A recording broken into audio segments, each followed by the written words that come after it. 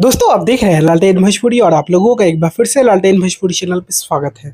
कल सोनू पांडे जी के भाई के तिलक में भोजपुरी इंडस्ट्री से तमाम सुपरस्टार पहुंचे थे।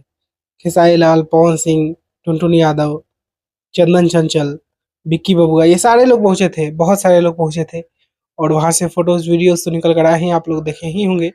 और पवन सिंह का भी वीडियो निकल कर आया है, आप लोग देख लीजिए इस वीडियो को। हमारे भाई को अपना प्यार दर्शाइए, एक जोरदार ताली बजा दो।